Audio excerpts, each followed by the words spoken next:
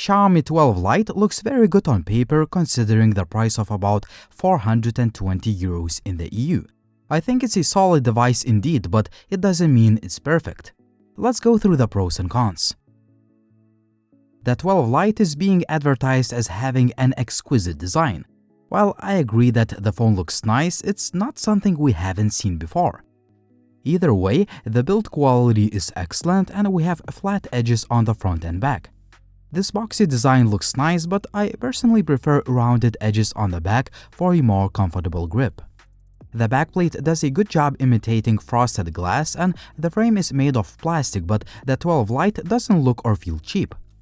The downside, the official IP53 rating is gone, but Xiaomi promises that the device can still withstand accidental splashes of water. The phone is very thin, measuring just 7.3 mm and it weighs 173 grams.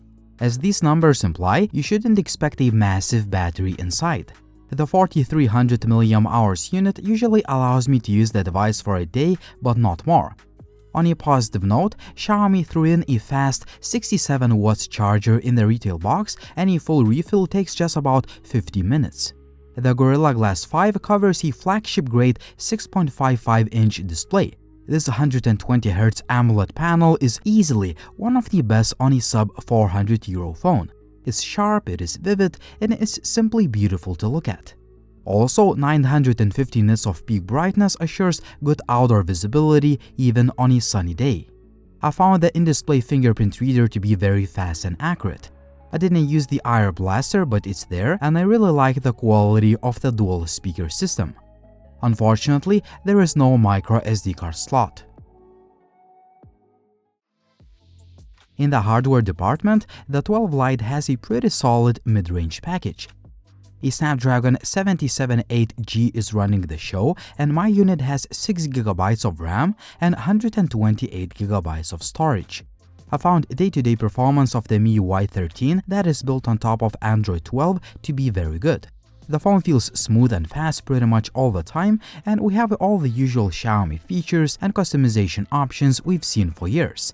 A few notable features include a front-facing camera assistant that allows you to adjust the fill light brightness and a heart rate reader that utilizes a fingerprint scanner. Not sure about the accuracy of it, but new features are always welcome. As far as gaming goes, the 12 Lite will do the job for the majority of users. Titles like PUBG, Call of Duty, and Asphalt 9 run great. However, more graphically intensive games like Genshin Impact will remind you this is a mid-range level phone. You'll see some skipped frames and a bit of stutter. As far as imaging goes, we have a triple camera system with a 108-megapixel shooter at the core, 8-megapixels ultra-wide, and a 2-megapixels macro lens.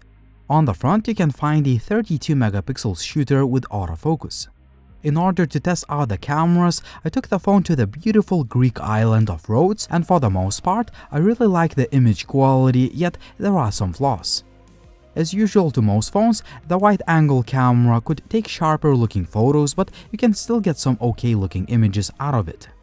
The main 108-megapixel shooter is really good.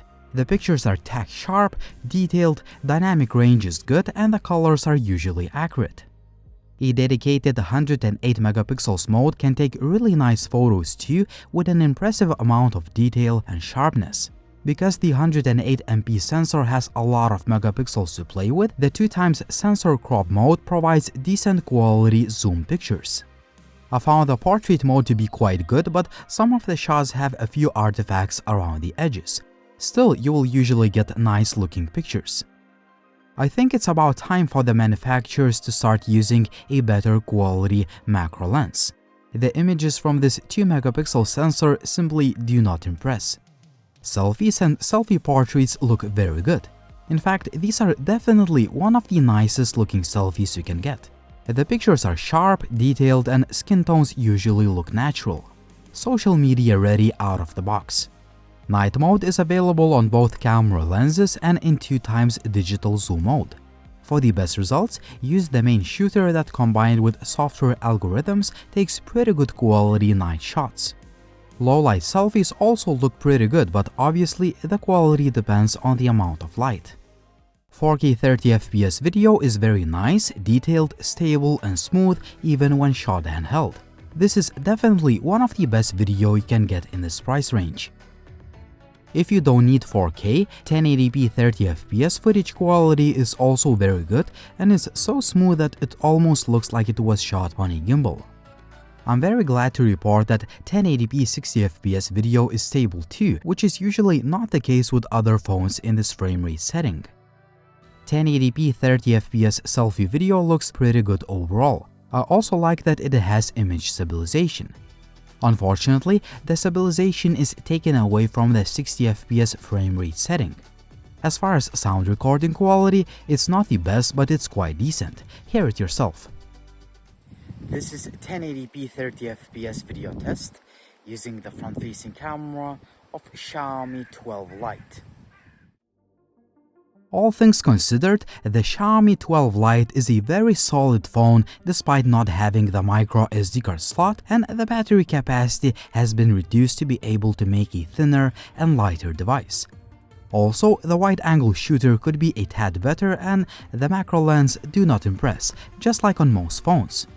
On a positive note, for just over 400 euros you get a lot of good stuff like a nice looking design, excellent quality display, good hardware and overall performance, impressive main and selfie cameras, and decent battery life considering its capacity. All in all, the Xiaomi 12 Lite has a few trade-offs, but after using it for a while, I think it's an excellent value phone that I can easily recommend.